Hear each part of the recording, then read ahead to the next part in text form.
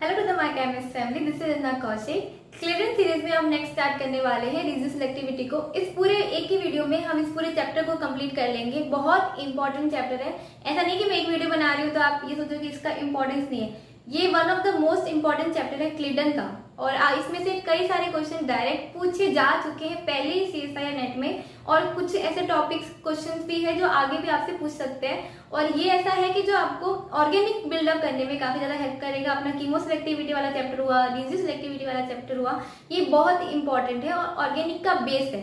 ठीक है, और मैंने काफी इसमें थोड़ा मेहनत की कि इसको मैं एक वीडियो में कंप्लीट करा सकूं। सभी अच्छे पॉइंट ऑफ व्यू को एक ही वीडियो में डालने की कोशिश की, तो थोड़ा सा इंतजार कर लिया करो। थोड़ा टाइम लगता है एक अच्छा पूरा एक स्मॉल पैकेज पर बड़ा धमाका बनाने के लिए।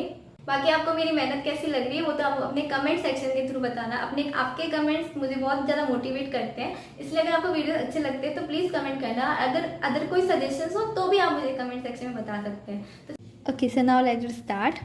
रिजियो सेलेक्टिविटी स्टार्ट करने से पहले थोड़ा सा रिकैप दे देती हूँ। इससे पहले जो हमने कीमो सेलेक्टिविटी के बारे में डिस्कशन किया था, so what I mean by chemo selectivity, जिसमें हमने फंक्शनल ग्रुप्स की सेलेक्टिविटी को कंसिडर किया था कि आपकी एक रिएक्शन में अगर कोई न्यूक्लियोफाइल और इलेक्ट्रोफाइल का अटैक होता है तो वो किस एक पर्टिकुलर फंक्शनल ग्रुप के लिए सिलेक्टिव होगा।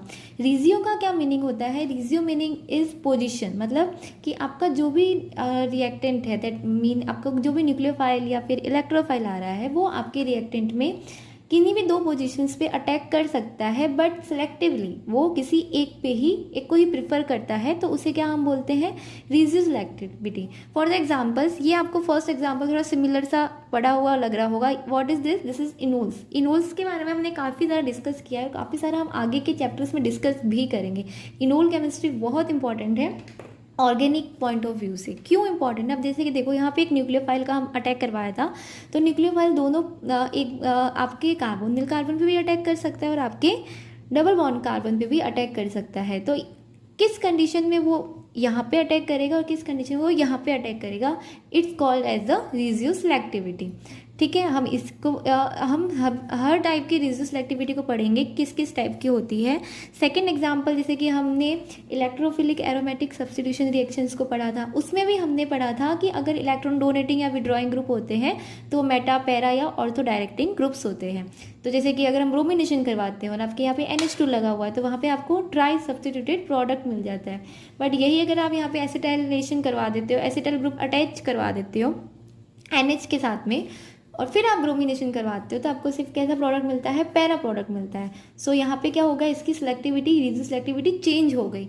तो इन सभी चीज़ों को हम इस पूरे चैप्टर में बहुत डीपली स्टडी करेंगे। हर टाइप की मैं आपको रिजियो सेलेक्टिविटी पढ़ाऊंगी और बहुत ही ज़्यादा इंपॉर्टेंट चैप्टर है, very important.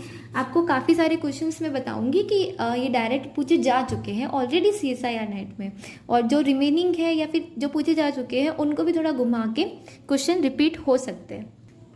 Okay, let us start with the first regio selective reaction is ortholithiation. Ortholithiation जो होता है ये हम it's an process to make organometallic compounds. जब हम ऑर्गेनोमेटेलिक रिएजेंट्स यूज़ करते हैं, आगे जाके हम पढ़ेंगे भी, बहुत सारे रिएजेंट्स यूज़ होते हैं ऑर्गेनोमेटेलिक के, इससे पहले भी हम पढ़ चुके हैं ऑर्गेनिक रिएक्शन में। तो इनका जो सिंथेसिस हमने पहले प्रीवियस वीडियोस में पढ़ा था उसमें कोई भी इतना डायरेक्ट मेथड नहीं था, पर इनका एक डायरेक्ट मेथड होता है जिसको हम बोलते हैं ऑर्थोलिथिएशन। ये कौन से कंपाउंड शो करते हैं? बेसिकली ऐसे कंपाउंड शो करते हैं जिनके अंदर ऑक्सीजन या नाइट्रोजन प्रेजेंट हो, क्योंकि इनके पास में एक leaving group lone pairs present होते हैं, जिसके थ्रू ये आपके जो लिथियम के साथ में क्या कर सकते हैं? बहुत अच्छा कॉम्प्लेक्स बना सकते हैं। और सिलेक्टिविटी इसकी क्या होती है कि हमेशा लिथिएशन की पोजीशन, सिलेक्टिविटी, रिजियो सेलेक्टिविटी क्या रहेगी? ऑर्थो पोजीशन पे ही आपका लिथिएशन पॉसिबल होगा। It's very important reaction. इसको मैं इंपॉर्टेंट क्यों बता रही हूँ? क्योंकि ऑर्गेनिक रिएक्शन जब भी आप पढ़ेंगे तो काफ़ी सारे रिएक्शंस में आपको ये स्टार्टिंग रिएक्शन देखने को मिलेगी। आपको काफ़ी सारे ऐसे एग्जाम्पल मिलेंगे जहाँ पे आपको LiBO is as a first reactant मिलेगा। तो उस कंडीशन में आपको इसकी सिलेक्टिविटी पता होनी चाहिए कि what this regio selectivity of ऑर्थोलिथिएशन। तो देखो, जब इसका कॉम्प्लेक्स बनता है तो यहाँ से ये प्रोटॉन रिमूव हो जाएगा और यहाँ पे आपका लिथियम अटैच हो जाएगा। तो ये आपका क्या बन गया? ऑर्गेनोमेटेलिक कंपाउंड ऐसे ही नाइट्रोजन प्रोडक्ट कंपाउंड्स के साथ भी होता है, वहाँ पे भी आप ऑर्थोलिथिएशन करवा सकते हो। कंडीशन है कि ortho and nitrogen containing compounds होने चाहिए जिनके पास में good living groups lone pairs हो, सॉरी, ठीक है। और उसके बाद में अब ऑर्गेनोमेटेलिक का क्या जो आपका रिएजेंट बन गया उसका क्या यूज़ होता है कि ये उसके बाद में आपको फर्दर रिएक्शन दे देते हैं कि एल्डिहाइड से रिएक्शन बना के ये प्रोडक्ट बनाते हैं। तो आपका मेन तो ये सिंथेसिस रिएक्शन है, इसको फर्दर हम आगे किसी भी तरह से यूज़ कर सकते हैं। Next is sulphonation. सल्फोनेशन बहुत इंपॉर्टेंट है आपके CSIR net point of view से, पूरा चैप्टर इंपॉर्टेंट है, मैं क्या एक को बता रही हूँ। देखो सल्फोनेशन बेसिकली हमने इससे पहले पढ़ चुके हैं, हम सल्फोनेशन या फिर हेलोजिनेशन सब पढ़े हैं। सल्फोनेशन की क्या खासियत होती है कि sulphonation is a reversible process, ये इट्स एन रिवर्सिबल। तो इसमें अगर आपको ऑर्थो सेलेक्टिविटी चाहिए होती है तो सल्फोनेशन में आपको कोई भी ऑर्थोलिथिएशन करवाने की नीड नहीं होती है, आपको डायरेक्ट ऑर्थो सेलेक्टिव प्रोडक्ट ही मिलता है। तो हमेशा याद रखना कि जब भी आप सल्फोनेशन यूज़ करते हैं तो आपको कैसे सेलेक्टिविटी देखने को मिलेगी, ऑर्थो सेलेक्टिविटी मिलेगी। जैसे कि फॉर एग्जांपल इस रिएक्शन को बहुत अच्छे से समझ लेना, वेरी इंपॉर्टेंट रिएक्शन। जब हम यूज़ करते हैं फिनॉल्स, फिनॉल में सबसे पहले हमने कंसनट्रेटेड H2SO4 का यूज़ किया 100 डिग्री सेल्सियस पे। दैट मीन कि हम क्या करवा रहे हैं, यहाँ पे सल्फोनेशन करवा रहे हैं। सल्फोनेशन करवाया, हमें पहले हम पढ़ चुके सल्फोनेशन करवाया तो हमें कैसा प्रोडक्ट मिलेगा, ऑर्थो पैरा प्रोडक्ट मिलेगा। यहाँ पे ऑर्थो पैरा प्रोडक्ट मिला, फिर हमने यहाँ पे क्या यूज़ किया है, NaOH। We use the NaOH। This NaOH is base, remove the protons, यहाँ से इतने दोनों प्रोटॉन को रिमूव कर लिया। उसके बाद में जब हम क्या करवा रहे हैं, आपका ब्रोमिनेशन करवा रहे हैं, ठीक है, Br2 का एडिशन करवा रहे हैं। तो फिर मुझे बताओ कि ये इलेक्ट्रोफाइल कहाँ पे अटैक करेगा। तो ऑब्वियस है कि इसके लिए सिर्फ एक ही पोजीशन रिमेनिंग रह गई, वो कौन सी, इस OH की ऑर्थो पोजीशन। तो ये यहीं पे अटैच होगा। और क्योंकि सल्फोनेशन एक रिवर्सिबल प्रोसेस है, इसलिए जब हम इसको 200 डिग्री सेल्सियस पे फिर से इसको डिस्टिलाइजेशन करवाते हैं तो फिर ये क्या हो जाता है, फिर आपके SO3 ग्रुप्स रिमूव हो जाते हैं और आपको कैसा प्रोडक्ट मिल जाएगा, ऑर्थो प्रोडक्ट मिल जाएगा। तो हमेशा इस चीज़ को याद रखना कि आपका सल्फोनेशन में सिलेक्टिविटी, आपकी सल्फोनेशन आपको किस तरह की सिलेक्टिविटी में हेल्प करता है और ऑर्थो सिलेक्टिविटी में हेल्प करता है। मतलब अगर आप सल्फोनेशन के बाद में किसी भी इलेक्ट्रोफाइल का अटैक करवाओगे तो वो हमेशा ऑर्थो पे ही जाके अटैच होगा। Next is the reduce selectivity of naphthalenes. Naphthalenes की रिड्यूस सिलेक्टिविटी रिएक्शन बहुत इंपॉर्टेंट है। किस केस में, जब हम किसी भी इलेक्ट्रोफाइल का अटैक करवाते हैं तो इलेक्ट्रोफिलिक सब्स्टिट्यूशन रिएक्शन के लिए हमारा नेफ्थेलिन के पास में, क्योंकि दो पोजीशंस होती है यहाँ पे, अल्फा पोजीशंस भी होती है। ये देखो, ये चारों सिमिलर पोजीशंस है, अल्फा पोजीशन और बीटा पोजीशंस होती है। तो देखो आपका सल्फोनेशन प्रोडक्ट आपको दोनों तरह का मिल सकता है, अल्फा वाला भी मिल सकता है और बीटा वाला भी मिल सकता है। इससे पहले हमने प्रीवियस चैप्टर्स में पढ़ा था कि थर्मोडायनेमिक या काइनेटिकली कंट्रोल रिएक्शन क्या होती है और दोनों तरह के प्रोडक्ट्स को हमने कंसीडर किया था। तो यहाँ पे वही फैक्टर लगेगा। अब मुझे अगर आपको इजीली अगर नॉर्मली याद होगा तो जब हम लो टेम्परेचर पे रिएक्शन करवाते हैं तो लो टेम्परेचर पे कौन सा प्रोडक्ट मिलते हैं आपको, काइनेटिकली स्टेबल प्रोडक्ट मिलते हैं, और हाई टेम्परेचर पे आपको थर्मोडायनेमिक स्टेबल प्रोडक्ट मिलते हैं, ठीक है। तो अब जब हम 10 डिग्री सेल्सियस पे रिएक्शन करवाते हैं तो आपको कैसा प्रोडक्ट मिलेगा, सल्फोनेशन कहाँ पे होगा, आपका अल्फा पोजीशन पे होगा। और यही जब हम हाई टेम्परेचर पे करवाते हैं तो सल्फोनेशन के बाद में आपको प्रोडक्ट बीटा पोजीशन वाला मिलता है। क्यों? अब मुझे एक बात बताओ कि दोनों ही प्रोडक्ट्स में कौन सा ज़्यादा स्टेबल होता है। It's very important. यहाँ पे आपको ये चीज़ भी पूछ सकता है कि इन दोनों में which one is more stable. तो स्टेबल प्रोडक्ट हमेशा याद रखना कि हमेशा आपका जो आपके वो स्ट्रक्चर मोर स्टेबल होगी जहाँ पे अटैक के बाद में रिंग के साथ में इलेक्ट्रॉन्स का ज़्यादा क्या होता है, रेजोनेंस होता है। तो देखो मोर स्टेबल की बात करेंगे तो मोर स्टेबल में आपका बीटा जो प्रोडक्ट होता है वो क्या होता है, मोर स्टेबल होता है। अब कुछ एक दो इम्पॉर्टेंट फैक्ट्स और मैं आपको इसके बारे में बता देती हूँ।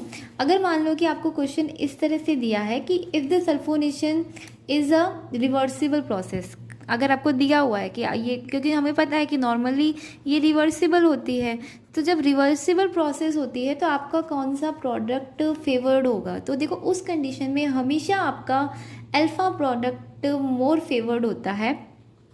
कौन सा प्रोडक्ट बनता है आपको, नॉर्मली आपको कौन सा प्रोडक्ट मिलेगा, अल्फा प्रोडक्ट। क्यों? क्योंकि थोड़ा ये जल्दी बन जाता है, स्टेबिलिटी लाने में थोड़ा टाइम लगता है, हाई टेम्परेचर आपको नीडेड होता है, ठीक है। तो अगर आपको कंडीशन दी हुई है कि if your reaction is reversible reaction दी हुई है, तो हमेशा याद रखना बिना डाउट के अल्फा प्रोडक्ट पे ही टिक करना। बहुत इंपॉर्टेंट कंसेप्ट है।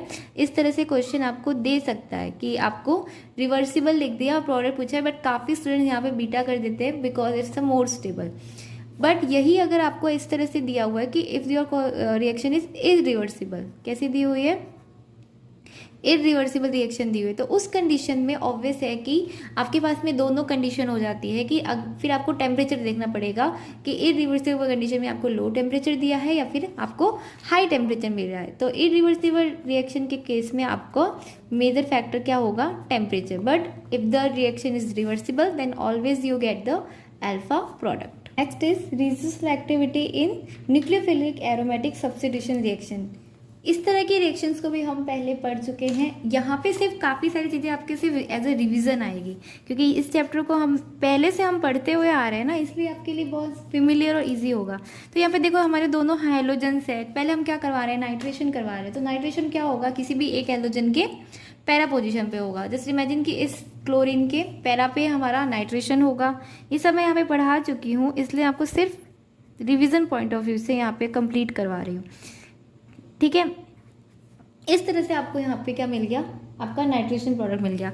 सेकेंड स्टेप में आपका क्या आ रहा है? NaOMe। तो यहाँ से आपके क्या आया? Nucleophile OMe as a nucleophile attack करेगा।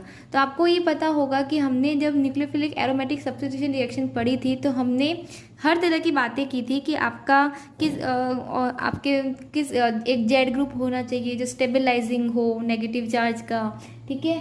और अगर अपोजिट साइड पैरा पोजीशन पे होगा तो बहुत इजी रहता है। तो उस तरह से ही सेम बस वही आपको यहाँ पे रिएक्शन को पॉसिबल करवाना है कि यहाँ पे हमारा क्लोरीन है, यहाँ पे हमारा क्या लग गया?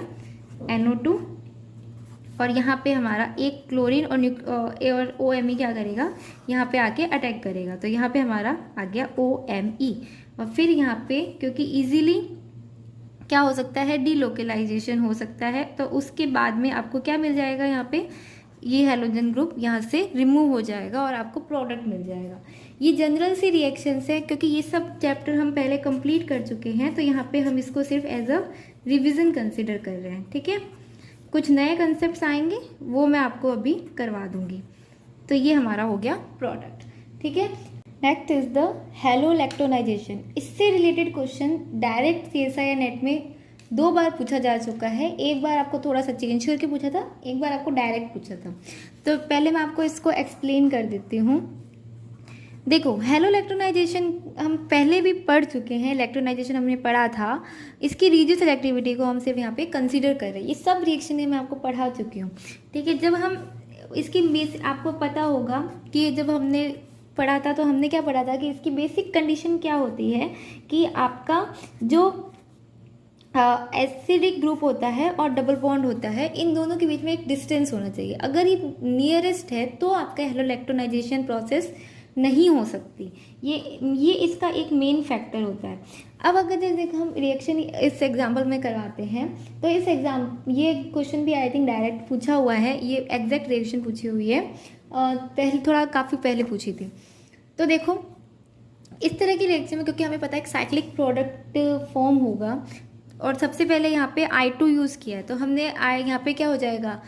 डबल बॉन्ड पे आयोडीन का अटैचमेंट हो जाएगा। तो यहाँ पे हमारा क्या हो गया? आयोडीन अटैच हो गया इस पर पॉजिटिव चार्ज, ठीक है।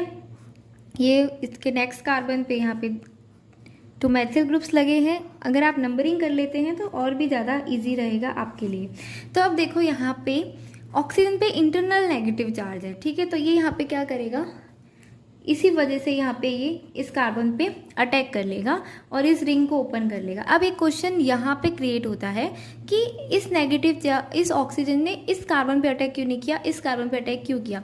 जस्ट फॉर दिस कि इस अटैक के थ्रू जो आप ये रिंग ओपनिंग होगी उसके बाद में जो कार्बोकेटाइन फॉर्म होगा, जो केटाइन फॉर्म होगा, उसकी स्टेबिलिटी देखी जाती है। तो इसलिए इस कार्बन को प्रीफर किया जाता है क्योंकि it's become the more stable. तो इस रिएक्शन के थ्रू अब मेरे को बताओ कि ये रिएक्शन कौन सी है, SN1 या SN2?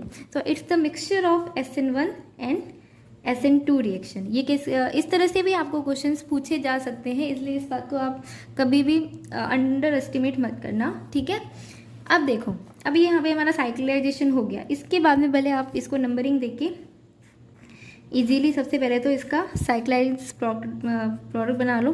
डबल बॉन्ड O, यहाँ पे हमारे 2 मेथाइल ग्रुप लगे हुए हैं और यहाँ पे हमारा, क्योंकि ये रिंग ओपन हो गई इसलिए एक कार्बन छोड़ के हमारा आयोडीन, करेक्ट। नेक्स्ट स्टेप में वी आर यूजिंग NaOMe। सो यहाँ पे जो हमारा OMe न्यूक्लियोफाइल आया, ये क्या करेगा, ऑब्वियसली कहाँ पे अटैक करेगा, it will attack on this carbonyl. और कार्बोनिल के अटैक के बाद में क्या कौन सा बॉन्ड ब्रेक होगा। अब फिर से क्वेश्चन आता है, यहीं पे आपके अपने जनरल ऑर्गेनिक बेस बिल्डअप होता है, ठीक है। तो कौन सा ब्रेक होगा, ऑब्वियस है कि ये बॉन्ड ब्रेक होगा। क्यों ब्रेक होगा, क्योंकि कार्बन बॉन्ड को तोड़ना थोड़ा मुश्किल होता है कार्बन ऑक्सीजन सिंगल बॉन्ड के कंपैरिजन। क्यों, क्योंकि इसमें थोड़े दोनों इलेक्ट्रोनेगेटिविटी फैक्टर आ जाता है, इसलिए दिस बॉन्ड विल ब्रेक, ठीक है। तो ये कुछ इजी से कंसेप्ट होते हैं, अगर आपको सिर्फ इतने भी आते हैं और आपने कोई रिएक्शन नहीं भी पढ़ी है तो भी आप कर लेते हो, इसीलिए तो मैंने आपको स्टार्टिंग से क्लीडेंट पढ़ाई थी। तो यहाँ पे जब हमारा डबल बॉन्ड O आ गया और ये बॉन्ड हमारा ब्रेक हो गया, उसके बाद में यहाँ पे हमारा O, यहाँ पे हमारा आयोडीन, ठीक है। ऑक्सीजन पे क्या है, हमारे नेगेटिव चार्ज। तो अभी देखो, अभी भी इसके बाद में नेगेटिव चार्ज है, तो ये फिर से क्या करेगा, इस कार्बन पे अटैक कर सकता है और इस आयोडीन को यहाँ से रिमूव कर सकता है। अब यहाँ पे क्या प्रोडक्ट बन रहा है, देखते जाना, रिएक्शन इज़ वेरी इंपॉर्टेंट, ठीक है। यहाँ पे हमारा क्या फॉर्म हो गया, एक तरह से एक ट्राइप साइक्लिक रिंग टाइप यहाँ पे स्ट्रक्चर फॉर्म हो जाएगी। फिर अभी भी हमारे पास में सॉल्वेंट में न्यूक्लियोफाइल है, तो ये न्यूक्लियोफाइल फिर से अगेन बैक साइड से अटैक करेगा और रिंग अगेन ओपन होगी। तो देखो, इस बार जो रिएक्शन हुई वो करेक्टली कौन सी रिएक्शन थी, सिंपली SN2 रिएक्शन थी। It's not the mixture of SN1 और SN2। तो यहाँ पे सिंपली न्यूक्लियोफाइल आपका बैक साइड से अटैक कर रहा है। After this back side attack, अब आपको जो प्रोडक्ट मिलेगा उसमें आपको क्या मिल गया, यहाँ पे CO2Me, क्योंकि यहाँ पे पहले से OMe यहाँ पे अटैक कर गया था, इसलिए मैंने यहाँ पे, सॉरी ये मैं लिखना भूल गई, यहाँ पे OMe है, oxygen single bond and OMe, ठीक है। तो यहाँ पे CO2Me और यहाँ पे रिंग ओपन हुई, इसलिए यहाँ पे OMe अटैच हो गया और ये इसके नेक्स्ट कार्बन यहाँ पे एज अ OH आ गया। नंबरिंग कर लोगे तो आपको इजीली हो जाएगा, कंफ्यूज मत होना, भले आप नंबर करके बस अपने प्रोडक्ट को मैच कर सकते हो। तो ये जो रिएक्शन है, इट्स वेरी इंपॉर्टेंट रिएक्शन, और ये डायरेक्ट एग्जैक्ट रिएक्शन भी आपके एग्जाम में आ चुकी है। और इसका जो थोड़ा चेंज करके जो क्वेश्चन आया था वो मैं आपको कैप्सूल कोर्स में दूंगी, ताकि हम वहाँ पे उसको डिस्कस कर लेंगे। Next we are going to discuss about the reduce selectivity in radical reaction. ये भी बहुत इंपॉर्टेंट है, क्योंकि आपको एल्कीन्स के साथ में हमने स्टार्टिंग क्लीडेंट सीरीज में बहुत सारे टाइप ऑफ रिएक्शंस पढ़े थे। तो एल्कीन्स का जब हम HBr से रिएक्शन करवाते हैं, बट कई बार हम क्या करते हैं, आप उसमें रेडिकल रिएक्शंस पॉसिबल होती है, जैसे कि जब यहाँ पे जैसे कि PHCO2 ट्वाइस और थर्मल कंडीशन के बाद में HBr की रिएक्शन करवाते हैं, तो यहाँ पे रेडिकल वे से रिएक्शन पॉसिबल होती है, या फिर इसमें आपको कई बार फोटोकेमिकल भी लिखा हुआ मिल सकता है, ठीक है। दोनों ही कंडीशंस में यहाँ पे क्या हो जाता है, ब्रोमीन रेडिकल्स फॉर्म होते हैं। जैसे कि सबसे पहले यहाँ पे जो PCO नेगेटिव O पे एक रेडिकल फॉर्म होता है, वो HBr पे अटैक करके यहाँ पे क्या कर देता है, Br रेडिकल फॉर्म करता है। ये Br रेडिकल क्या करता है, फिर आपकी एल्कीन पे जाके रिएक्ट करता है। अब हम इसकी रिड्यूस सेलेक्टिविटी के बारे में बात करते हैं। जब इस तरह की रिएक्शन होती है तो इसकी रिड्यूस सेलेक्टिविटी में देखो, इसका अटैक हमेशा इस डबल बॉन्ड के कार्बन पे होगा और उसके बाद में यहाँ पे रेडिकल फॉर्म होगा, या फिर अगर अपोजिट साइड से होगा तो यहाँ पे रेडिकल फॉर्म होगा। तो which one is the major, तो ये आपका 2 डिग्री रेडिकल हमेशा क्या होगा, ऑब्वियस मेजर होगा, इसलिए आपका सिलेक्टिविटी ऑब्वियस इसके लिए होगी, इसके थ्रू जो प्रोडक्ट बनेगा वो हमेशा मेजर प्रोडक्ट होगा। तो हम यहाँ पे जो रिड्यूस सिलेक्टिविटी की बात कर रहे हैं वो इसकी इस तरह से होगी। यहाँ पे हम डिटेल रिएक्शंस नहीं पढ़ रहे हैं, सिर्फ रिड्यूस सिलेक्टिविटी पढ़ रहे हैं। और देखा जाए तो मैं आपको सिर्फ रिवाइज ही करवा रही हूँ, क्योंकि मैं तो आपको सब ये सब पढ़ा चुकी हूँ पहले ही। So the next is reduce selectivity in hydrogen abstraction of alkene।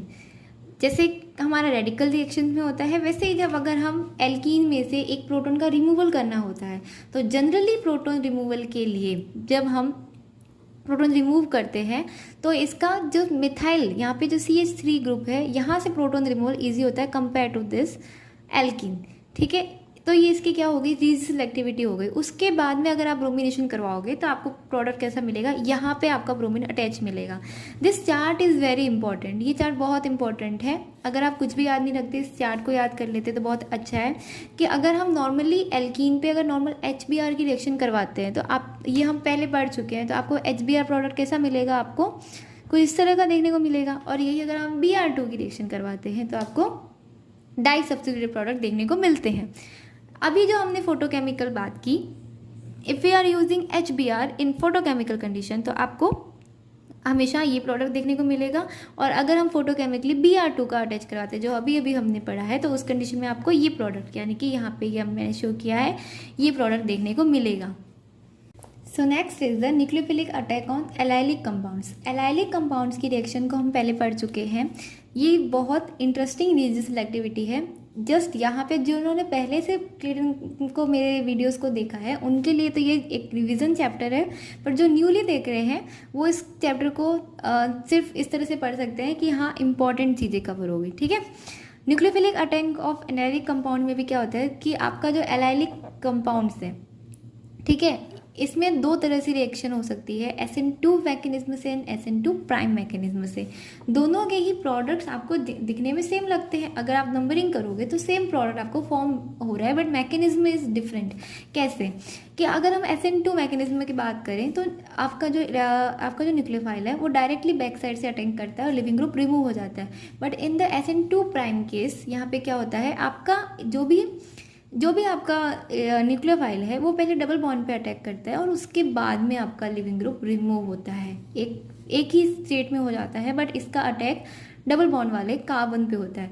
तो ये जो बेसिकली रिएक्शंस होती हैं एलाइलिक हैलाइड्स की, ये बेसिकली डिपेंड करती है उनकी स्ट्रक्चर पे या फिर न्यूक्लियोफाइल की प्रॉपर्टीज़ पे। यहाँ पे सिर्फ हम रेडियो सेलेक्टिविटी की बात कर रहे हैं, किस तरह से फंक्शनलाइज होगी बहुत डिटेल में हम पहले पढ़ चुके हैं। अगर आपने वो वीडियोस नहीं देखे तो आई मस्ट से कि आप उसको जाके देखो, आपके कंसेप्ट अब बहुत अच्छे क्लियर होंगे।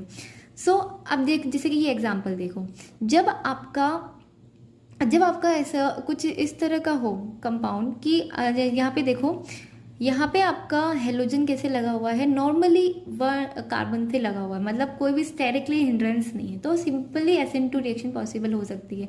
बट यहाँ पे आपका जो हेलोजन है, यहाँ पे एक और मेथाइल ग्रुप लगा हुआ है, so it's little bit steric. So steric hindrance के केस में यहाँ पे SN2 प्राइम रिएक्शन पॉसिबल हुई है। तो इसके कई सारे फैक्टर्स होते हैं, उन सभी पे ये डिपेंड करता है। तो ये इसकी हो गई residue selectivity. Next is the residue specific preparation of allylic chlorides. ये सब भी हम पढ़ चुके हैं, बस जस्ट फॉर रिवीजन। देखो रेजिड्यू स्पेसिफिक से क्या मीनिंग है कि जो आपका स्टार्टिंग प्रोडक्ट है उसकी जो अगर वो एल्कीन से या ट्रांस है उसकी स्ट्रक्चर में कोई चेंज नहीं होता, so that are the residue specific reactions. तो एलाइलिक क्लोराइड्स की जब हम प्रिपरेशन करते हैं तो वो रिएक्शंस कैसे होती है, रेजिड्यू स्पेसिफिक होती है। अगर हम जैसे कि MeSO2Cl, LiCl या DMF बेस का यूज़ करते हैं, वेरी इंपॉर्टेंट, बहुत इंपॉर्टेंट है, ठीक है। तो इस कंडीशन में ये हमारा एलाइलिक अल्कोहल है। जब हम तो यहाँ पे ये कॉम्प्लेक्स बना, MeSO2Cl ने यहाँ पे कॉम्प्लेक्स बनाया, Cl यहाँ पे एज ए न्यूक्लियोफाइल अटैक करेगा और ये पूरा ग्रुप रिमूव हो गया। तो जो आपको प्रोडक्ट मिलेगा ना उसमें आपको बिल्कुल इस तरह से प्रोडक्ट मिलेगा, मतलब जो आपकी एल्कीन की पोजीशन थी सेम वही रही, उसमें कोई भी चेंज नहीं हुआ। It's called residue specific. So क्या समझे हम यहाँ पे कि आपका जो भी रिएक्टेंट होगा उसकी स्टीरियोकेमिस्ट्री आपके प्रोडक्ट में एज इट इज़ रहेगी। बट ये सिर्फ कंडीशन किसके लिए अप्लाई होती है, आपके 1 डिग्री एलाइलिक अल्कोहल्स के लिए। कैसे एलाइलिक अल्कोहल, जो 1 डिग्री एलाइलिक अल्कोहल हो। अब यहाँ पे देखो, जो आपका ट्रांस था वो ट्रांस ही रहा, सिस था वो सिस ही रहा। बट ये आपका फैक्टर यूज़ नहीं होता जब हम 2 डिग्री अल्कोहल्स का यूज़ करते हैं। 2 डिग्री एलाइलिक अल्कोहल्स को जब हम एलाइलिक क्लोराइड में कन्वर्ट करते हैं तो इसकी इंटीग्रिटी ख़त्म हो जाती है, मतलब सेम आपको प्रोडक्ट नहीं मिल पाता। आपको ये प्रोडक्ट जो मिलता है ये 3:1 के रेशियो में मिलते हैं, दोनों प्रोडक्ट्स का मिक्सचर मिलता है। सो इस कंडीशन में हम इसकी जो रीजियो स्पेसिफिक कंडीशन है उसको मेंटेन रखने के लिए हम क्या यूज़ करते हैं, हम एक स्पेसिफिक रिएक्शन यूज़ करते हैं जिसको हम पहले भी पढ़ चुके हैं, मित्सुनोबु रिएक्शन। उसके थ्रू आपका जो सिलेक्टिविटी है वो मेंटेन रहती है। Now let us talk about the Mitsunobu reaction. So basically इससे पहले हमने जब मित्सुनोबु रिएक्शन पढ़ी थी तो उसमें हमने स्टार्टिंग रिएक्टेंट में DEAD यूज़ किया था, बट यहाँ पे हम थोड़ा सा रिएक्टेंट चेंज कर रहे हैं। जैसे कि सबसे पहले हमारा PPH3 क्या करेगा, यहाँ से इस एक क्लोरीन को रिमूव करेगा यहाँ पे, क्योंकि ट्राई क्लोरो है तो यहाँ पे एक क्लोरीन को क्या कर देगा, रिमूव कर देगा, और इसके थ्रू यहाँ पे एक एनाइन जनरेट हो जाएगा और रिमूवल हो गया PPH3Cl का। ठीक है, आफ्टर द रिमूवल अब हमारी जो भी एल्कीन है, जस्ट अभी मैं जो भी हमारा एलाइलिक एल्कोहल है, अभी मैं एग्जांपल ले रही हूँ 1 डिग्री एलाइलिक एल्कोहल का, बट 2 डिग्री के लिए भी ये एज इट इज़ ही वर्क करता है, इसमें ज़्यादा चेंजेस नहीं होते, मैकेनिज्म सेम रहेगा। तो ये जो हमारा एनाइन जनरेट हुआ ये क्या करेगा, अब हमारे एलाइलिक एल्कोहल पे अटैक करेगा और यहाँ से प्रोटोन का रिमूव करेगा। आफ्टर द प्रोटोन रिमूवल आपको पता है कि यहाँ पे क्या फॉर्म हो जाएगा, यहाँ पे सेकेंड एनायन फॉर्म हो गया। तो अब हमारा जो एलाइलिक अल्कोहल था वो एक एनायन में कन्वर्ट हो गया है। अब ये एनायन, क्योंकि यहाँ पे आपके सॉल्वेंट में क्या है प्रेजेंट, PPH3Cl प्रेजेंट है, तो ये क्या करेगा, फिर से इस पे अटैक करेगा और यहाँ से क्लोरीन को रिमूव कर देगा। तो अब ध्यान से देखना, जो रिमूव हुआ क्लोरीन है, जैसे कि अभी क्या फॉर्म हुआ यहाँ पे Me, ये डबल बॉन्ड एंड यहाँ पे OPPH3 ये फॉर्म हो गया है। अब जो क्लोरीन रिमूव हुआ है ये एज अ न्यूक्लियोफाइल क्या कर सकता है, इजीली इसके बैक साइड से अटैक करता हुआ PPH3O को एज इट इज यहाँ से रिमूव कर सकता है, और आपको एज ए प्रोडक्ट यहाँ पे क्या मिल जाएगा, देखो Me डबल बॉन्ड एंड यहाँ पे आपको मिल गया क्लोरीन। तो if you see the selectivity, इसकी डिजीज सिलेक्टिविटी आप देखोगे तो यहाँ पे जो आपकी एल्कीन थी उसकी पोजीशन सिस थी, तो यहाँ पे भी सिस ही है। तो मैकेनिज्म कौन सा हुआ है यहाँ पे, अगर मित्सुनोबु रिएक्शन का मैकेनिज्म आप देखोगे तो क्या है, SN2 मैकेनिज्म। तो यहाँ पे SN2 मैकेनिज्म के थ्रू आपका क्या हुआ है, प्रोडक्ट फॉर्म हुआ है। तो ये रिएक्शन यूजफुल है आपके 2 डिग्री एलाइलिक एल्कोहल्स के लिए भी। अगर आप 2 डिग्री एलाइलिक एल्कोहल यूज़ करते हो तो भी आपकी जो एल्कीन है उसकी पोजीशन में कोई भी चेंजेस नहीं होते। अगर सिस है तो आपको सिस ही मिलेगा, ट्रांस है तो आपको ट्रांस ही मिलेगा। सो अगर 2 डिग्री एलाइलिक एल्कोहल के लिए आप रिएक्शन को देखोगे मित्सुनोबु को, तो आपको 94% आपको ऐसा प्रोडक्ट मिलता है जो SN2 पाथवे को फॉलो करता है। दैट मीन आपको जो एलाइलिक जो डबल बॉन्ड की आपकी रिजियो सिलेक्टिविटी है वो एज इट इज़ बनी रहती है। ठीक है, अब देखो, अब हम बात करते हैं SN2 प्राइम मैकेनिज्म की। ठीक है, अभी हमने मित्सुनोबु रिएक्शन पढ़ी, वो एग्जाम्पल था कि आपकी एलाइलिक जो कंपाउंड्स है उसमें कैसा मैकेनिज्म हुआ, SN2 mechanism. SN2 prime mechanism के लिए एक बहुत अच्छी कंडीशन है कि अगर एलाइलिक क्लोराइड्स, मतलब आपके जो भी एलाइलिक क्लोराइड या एलाइलिक हैलोजन ग्रुप हैलाइड है, उन सभी में अगर आप रिएजेंट फॉर ऑर्गेनोकॉपर यूज़ कर रहे हो, अगर आप ऑर्गेनोकॉपर रिएजेंट यूज़ कर रहे हो तो वो SN2 प्राइम मैकेनिज्म से चलेगा। SN2 प्राइम मैकेनिज्म मैंने अभी आपको बताया था कि क्या होता है, बट इतना याद रखना कि अगर आपको कॉपर दिख जाए और आपको एलाइलिक क्लोराइड में मैकेनिज्म पूछे तो आपको SN2 प्राइम के अकॉर्डिंग ही करना है। ठीक है, पूरी डिटेल मैंने प्रीवियस वीडियोज़ में अच्छे से एक्सप्लेन किया हुआ है। अगर आप पूरी सीरीज़ अच्छे से देखेंगे तो आपको सब क्लियर आउट हो जाएगा।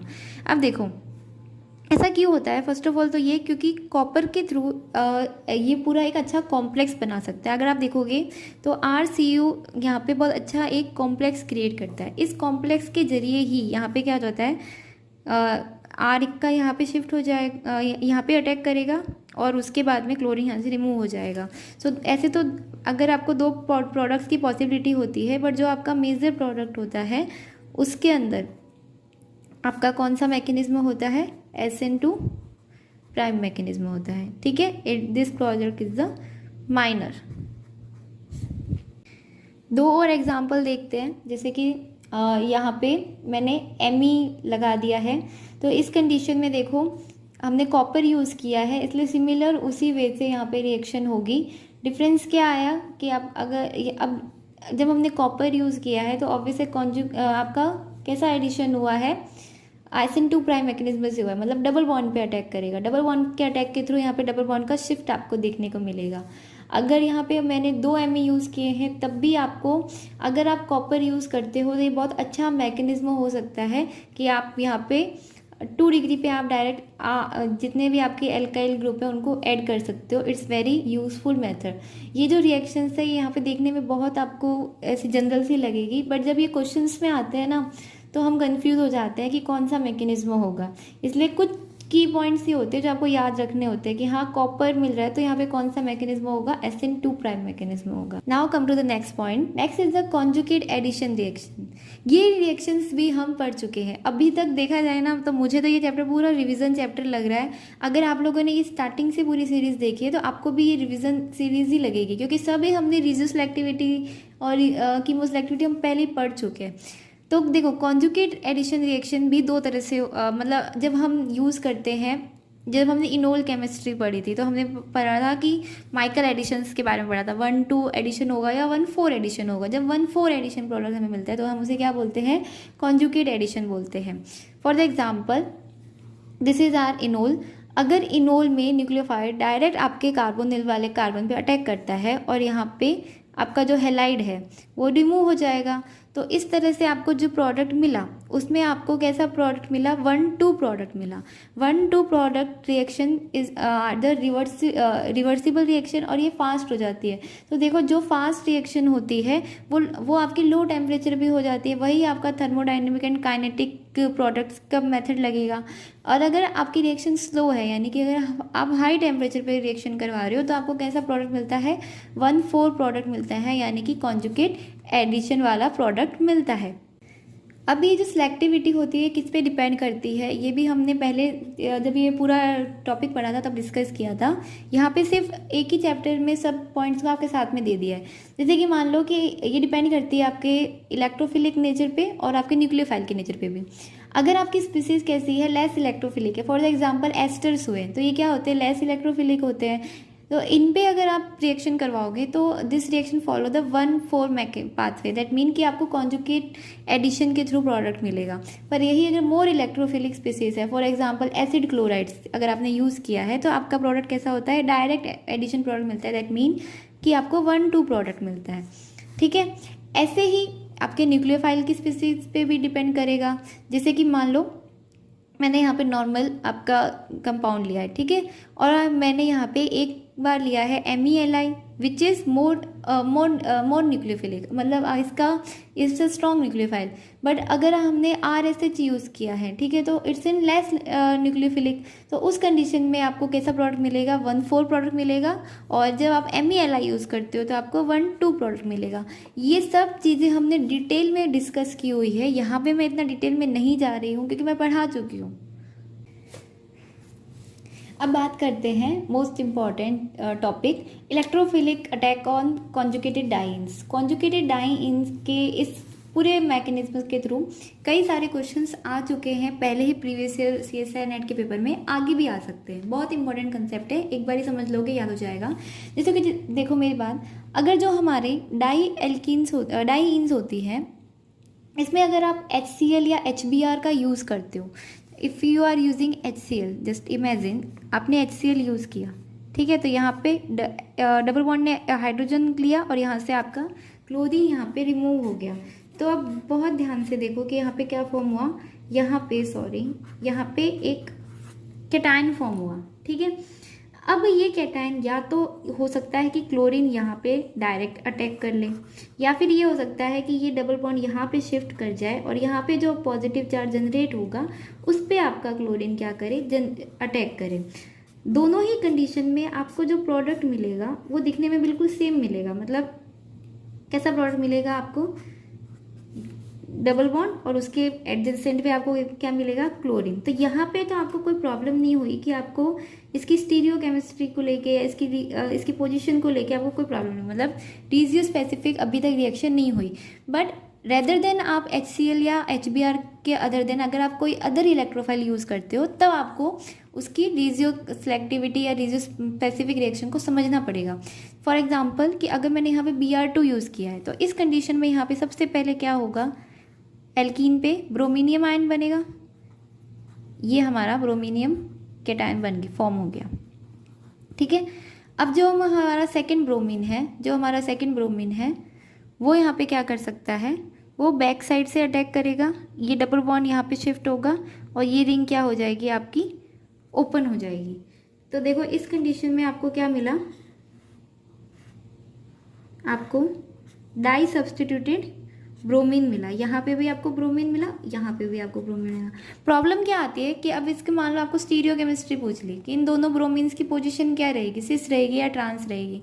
सो स्टीरियो केमिस्ट्री को पढ़ने के लिए आपको सिर्फ इतना सा याद रखना है कि देखो अगर आपने डाई एल्कीन में जो आपने Br2 का एडिशन करवाया है वो आपने क्लोरोफॉर्म में करवाया है, CaCl3 में करवाया है, तो उस कंडीशन में आपका कैसा प्रोडक्ट बनता है, आपका काइनेटिक प्रोडक्ट बनता है, मतलब लेस स्टेबल प्रोडक्ट बनता है। सो लेस स्टेबल प्रोडक्ट कौन सा होता है आपका, जिसमें पोजीशंस कैसी हो, सिस हो, मतलब दोनों ही ब्रोमीन कहाँ कैसे होंगे, सिस पोजीशन पे होंगे।